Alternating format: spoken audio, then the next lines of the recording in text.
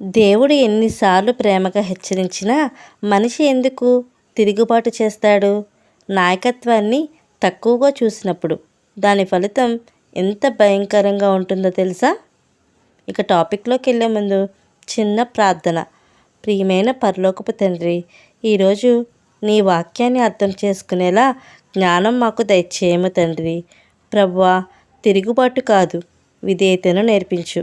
అహంకారము కాదు, వినయమును దయచేయము. యేసుక్రీస్తు నామంలో ప్రార్థిస్తున్నాం తండ్రి, ఆమేన్. దీనికి ముందు వీడియోలో సంఖ్యాకాండం 13-14 అధ్యాయాలలో ఏం నేర్చుకున్నాం? ఇశ్రాయేలీయులు కానాను దేశంలోకి వెళ్ళే గొప్ప అవకాశాన్ని కోల్పోయారు. ఎందుకంటే వారు దేవునిపై నమ్మకం పెట్టుకోలేదు. దేవుడు చెప్పాడు, ఈ తరం అరణ్యంలోనే తిరుగుతుంది అని. ఇప్పుడు సంఖ్యాకాండం 15-19 అధ్యాయాలను చూద్దాం. ఇంత అవిధేయత చేసిన ప్రజలతో దేవుడు ఇంకా ఎందుకు మాట్లాడుతున్నాడు? అదే దేవుని కృప.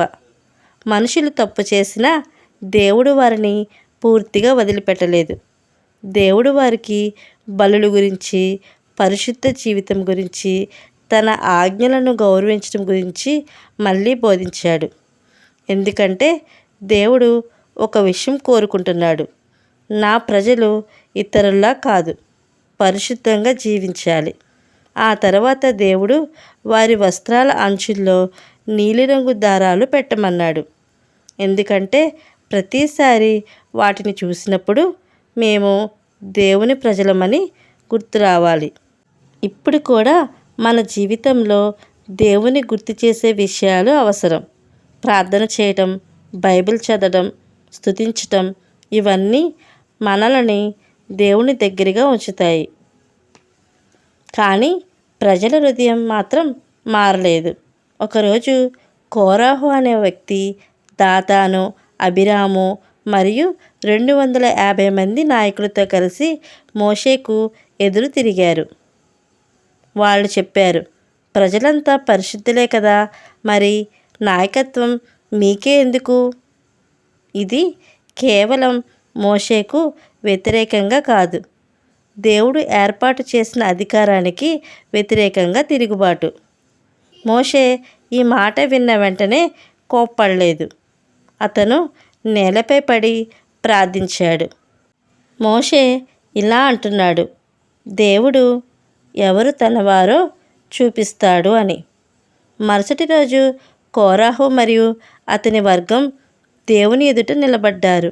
అప్పుడు అకస్మాత్తుగా భూమి చీలిపోయింది. కోరాహు, దాతాను, అబీరాము మరియు వారి కుటుంబాలు భూమిలోకి పడిపోయారు. అది చూసిన ప్రజలు భయపడ్డారు.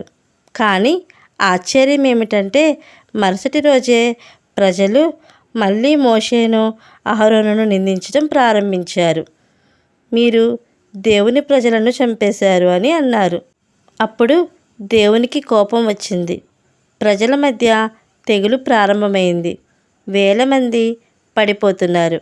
మోషే వెంటనే అహరోనుతో చెప్పాడు, త్వరగా ధూపం తీసుకొని ప్రజల మధ్యకు వెళ్ళు అని.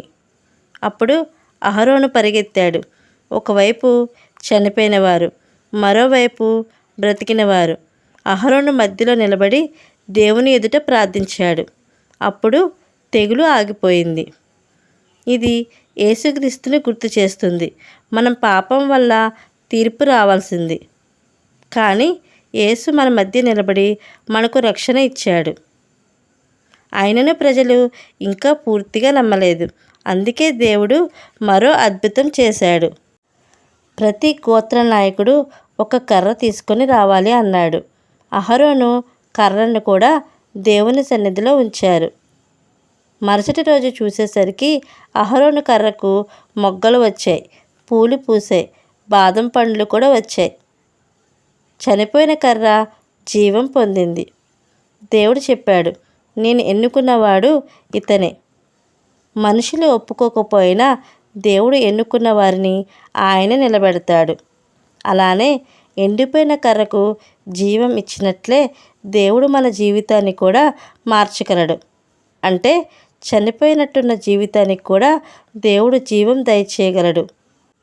తర్వాత దేవుడు యాజకుల బాధ్యతలను వివరించాడు. ఎందుకంటే నాయకత్వం అంటే గొప్పతనం కాదు, బాధ్యత. చివరిగా శుద్ధీకరణ గురించి బోధించాడు. ఎందుకంటే పాపం మనిషిని అపవిత్రం చేస్తుంది.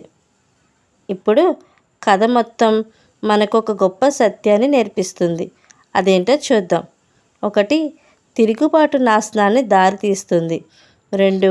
దేవుడు ఏర్పాటు చేసిన అధికారాన్ని గౌరవించాలి. 3. ప్రార్థన ప్రజలను కాపాడుతుంది. 4. దేవుడు ఎన్నుకున్న వారిని ఆయన నిలబెడతాడు. చివరిగా ప్రార్థన చేసుకుందాం. ప్రభువా, కోరాహుల తిరుగుబాటు చేసే హృదయం కాకుండా మోషే లాంటి వినయం మాకు దయచేయము. అహరోనుల ఇతరుల కోసం నిలబడే ప్రేమ దయచేయము. నీ చిత్తానికి లోబడే హృదయం మాకు దయచేయము. యేసుక్రీస్తు నామంలో ప్రార్థిస్తున్నాం తండ్రి, ఆమెన్. సో ఇది ఫ్రెండ్స్, మీకు ఎలా అనిపించింది? మీకు కనుక ఆత్మీయంగా అనిపించినట్లయితే మీరు ఇచ్చే లైక్, కామెంట్, షేర్ ద్వారా నన్ను ఎంతో సపోర్ట్ చేసిన వారు అవుతారు. Thank you friends. మరొక టాపిక్తో కలుసుకుందాం.